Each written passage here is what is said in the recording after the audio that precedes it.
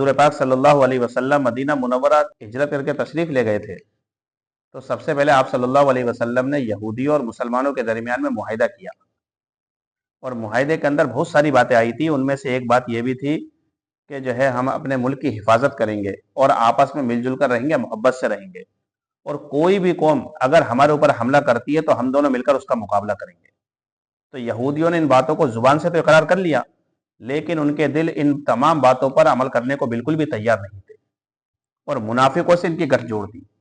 ان کی دوستی کس سے تھی؟ منافقوں سے تھی، جس کی وجہ سے ہر وقت یہ خطرہ رہتا تھا کہ مسلمانوں کو اور اسلام کو، خصوصاً حضور پاک صلی اللہ علیہ وسلم کو کہیں نقصان نہ پہنچ جائے۔ اسی وجہ سے صحابہ اکرام ہمیشہ جو ہے اللہ کے نبی صلی اللہ علیہ وسلم کے پاس رہا کرتے تھے، لیکن کھلم کھلا کوئی بھی حرکت نہ تو منافقوں کی طرف سے پائی گئی اور نہ یہودیوں کی طرف سے پائی گئی۔ اس وجہ سے یہ معاہدے کے اندر داخل گئے۔ لیکن جب قریش کی طرف سے لڑائیوں کا سلسلہ شروع ہوا تو یہودیوں کی طرف سے جو ہے کھلم کھلا مخالفت شروع ہو چکی تھی، اور معاہدے کی خلاف ورزی انہوں نے شروع کر دی۔ اور سب سے پہلے معاہدے کی جو خلاف ورزی کی ہے وہ قبیلہ بنو قینقاع نے کی تھی۔ یہودیوں کے 3 قبیلے تھے، قبیلہ بنو نذیر، قبیلہ بنو قریظہ اور قبیلہ بنو قینقاع۔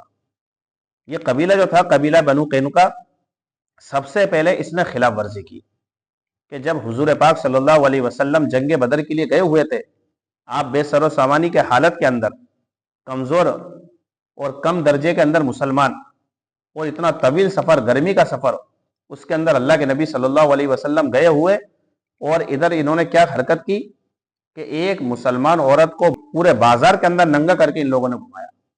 جب ایک مسلمان نے اس کی مخالفت کی کہ آپ یہ غلط کر رہے ہو تو اس کو بھی شہید کر دیا۔ جب اللہ کے نبی صلی اللہ علیہ وسلم بدر سے لوٹے تو آپ صلی اللہ علیہ وسلم نے بنو قینقاع کو بلوایا کہ بھائی تم یہاں پر آؤ، کیا بات ہے؟ جب ہمارا آپس کے اندر معاہدہ ہے کہ ہم آپس میں مل جل کر رہیں گے تو آپ نے یہ حرکت کیوں کی ہے؟ تو تمہارے لیے مناسب نہیں ہے کہ ایسی حرکت کرو، اور جو بھی معاملہ اس کو رفع دفع کرو یہیں اور واپس صلح کر لو۔ لیکن کوئی بھی بنو قینقاع کا کوئی آدمی نہیں آیا، بلکہ جو معاہدے کا جو کاغذ تھا اس کاغذ کو واپس بھیج دیا کہ ہمارا تم سے کوئی معاہدہ نہیں ہے، اور جنگ کا اعلان کر دیا بنو قینقاع نے۔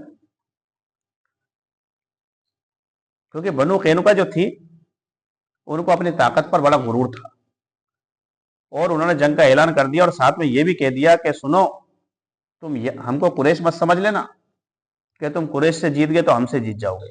اگر ہم سے لڑائی کرو گے تو یاد رکھنا اس کی تمہیں سزا بھگتنی پڑے گی۔ جب اللہ کے نبی صلی اللہ علیہ وسلم نے دیکھ لیا کہ ان لوگوں نے جو ہے معاہدے کو بالکل ختم کر ہی دیا ہے، تو اللہ کے نبی صلی اللہ علیہ وسلم نے صحابہ اکرام کو حکم دیا کہ بنو قینقاع چلنا چاہیے۔ بنو قینقاع گئے، اور ان تمام کے تمام لوگوں کو اللہ کے نبی صلی اللہ علیہ وسلم نے چاروں طرف سے گھیر لیا۔ 15 دن تک ان کا محاصرہ رہا۔ آخر کے اندر جو ہے انہوں نے ہتھیار ڈال دیے اور لڑنے سے انکار کر دیا، گھبرا گئے وہ لوگ، اور اللہ کے نبی صلی اللہ علیہ وسلم سے کہا کہ جو ہے آپ جو حکم دیں گے ہم اس کو کر گزریں گے۔ اللہ کے نبی صلی اللہ علیہ وسلم نے حکم دیا کہ تم یہاں سے مدینے کو خالی کر دو۔ فوراً جو ہے ان لوگوں نے مدینے کو خالی کیا، اور وہ لوگ اپنا سارا کا سارا سامان لے کر ملک شام کی طرف چلے گئے۔ تقریباً یہ 700 لوگ تھے، اپنا سامان لے کر مدینے کی طرف چلے گئے۔ تو بنو قینقاع نے اس طریقے سے خلاف ورزی کی۔ تو یہودیوں کا جو دوسرا قبیلہ تھا قبیلہ بنو نذیر، بنو نذیر جو تھا وہ قریش کا دوست تھا، جو مسلمانوں کا سب سے سخت دشمن ہے، اور مسلمانوں کی ساری باتیں قریش تک پہنچایا کرتا تھا، یعنی قریش کے لیے جاسوسی کا کام کر رہا تھا۔ حتیٰ کہ قریش کے کہنے پر ایک مرتبہ اللہ کے نبی صلی اللہ علیہ وسلم کو شہید کرنے کی انہوں نے کوشش کی کہ اللہ کے نبی صلی اللہ علیہ وسلم کو بلایا اور ایک آدمی کو اس بات پر آمادہ کیا کہ اللہ کے نبی صلی اللہ علیہ وسلم پر اوپر سے پتھر کو ڈال دے تاکہ آپ صلی اللہ علیہ وسلم ہلاک ہو جائے۔ لیکن اللہ کے نبی کو ان کی جو ہے اس حرکت کی اطلاع پہلے ہی ہو گئی تھی۔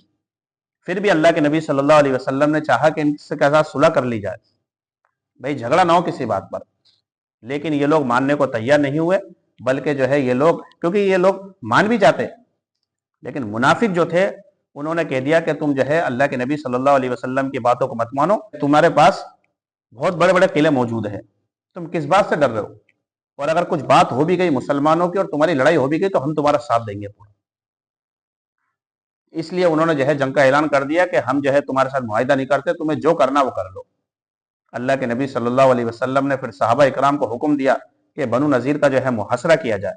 15 دن تک ان کا بھی محاصرہ کیا اور جتنے بھی لوگ ان کے حمایتی بنے ہوئے تھے منافق وغیرہ سارے کے سارے دور بھاگ گئے. سب نے ان کا ساتھ چھوڑ دیا کہ ہم جو ہے تمہارا ساتھ نہیں دیں گے. خیر مجبور ہو کر انہوں نے بھی ہتھیار ڈال دیے اور اللہ کے نبی صلی اللہ علیہ وسلم سے کہا کہ آپ جو سزا ہمارے لیے تجویز کریں گے ہمیں منظور، اب کیا کریں.